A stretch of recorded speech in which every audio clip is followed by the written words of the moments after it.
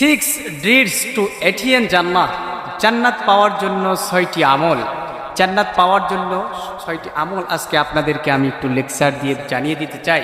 জান্নাত পেতে গেলে এই 6টি আমল যদি আমি আর আপনি করি, যিনি আমাকে আপনাকে জান্নাত দান করে দিবেন তিনি কে? সম্মানিত বন্ধুগণ, জান্নাত পাওয়ার জন্য 6টি আমল। 1 নাম্বার হলো প্রতিবার ওযুর পরে কালেমা শাহাদাত যে ব্যক্তি পাঠ করবে, আল্লাহ রাব্বুল আলামিন বলেন জান্নাতের 8টি দরজা রয়েছে, তাকে জান্নাতে যাওয়ার জন্য যে কোনো একটি দরজা দিয়ে প্রবেশ করার অনুমতি যিনি দিয়ে দিবেন তিনি কে? এটা নাম্বার 1 নাম্বার আমল।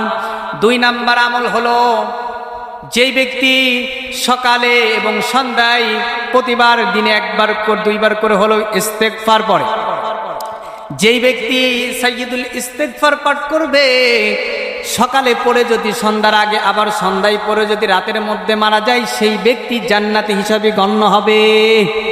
2 নাম্বার আমল চলে গেল।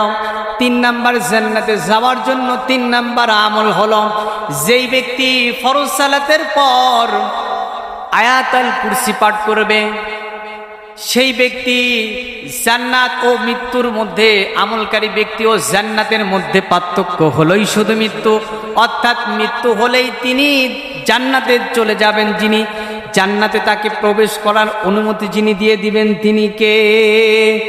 সম্মানিত বন্ধুগণ, জান্নাতে যাওয়ার 3টি আমল চলে গেল। 4 নাম্বার আমল হলো জান্নাতে যাওয়ার জন্য 4 নাম্বার আমল হলো যেই ব্যক্তি মনোযোগ সহকারে বিশ্বাস স্থাপনের মাধ্যমে আজানের জবাব যেই ব্যক্তি দেয়, আল্লাহ রাব্বুল আলামিন বলেন এই ব্যক্তি, যেই ব্যক্তি আজানের জবাব দিবে, আল্লাহ রাব্বুল আলামিন বলেন আল্লাহ পাক তার জন্য জান্নাত ওয়াজিব করে দেন। সুবহানাল্লাহ। জান্নাতে যাওয়ার জন্য 4 নাম্বার আমল চলে গেল।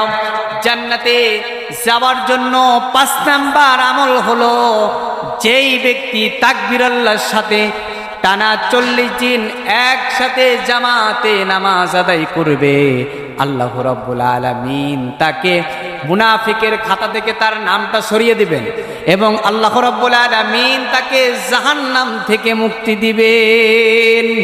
জান্নাতে যাওয়ার জন্য 5 নাম্বার আমল কিন্তু চলে গেল।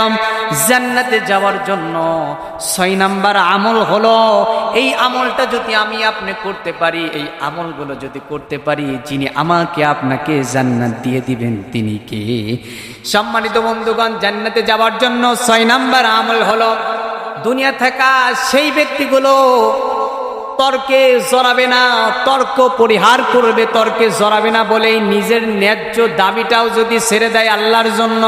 রাসূল সাল্লাল্লাহু আলাইহি ওয়াসাল্লাম বলেন আমি ওই সমস্ত ব্যক্তির জন্য যারা তর্কে জড়াবে না, অশ্লীল গালিগালাজে জড়াবে না বলে তার ন্যায্য দাবি সে পাবে সেটাও ছেড়ে দিয়েছে, রাসূল বলেন আমি জান্নাতে তার একটি ঘরের জিম্মাদারি হয়ে যাব।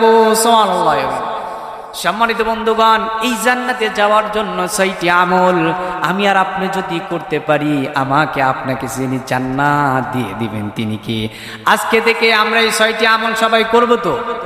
এই 6টি আমল যেন আমরা কেউ বাদ না দিই। এই 6টি আমল করলে আমাকে আপনাকে পরকালে জান্নাতে যিনি দান করে দিবেন তিনি কে? আল্লাহ পাক আমাদের উভয়কেই এই 6টি আমল করার মতো সেই তৌফিক দান করে দেন। সকলে বলে আল্লাহুম্মা আমিন।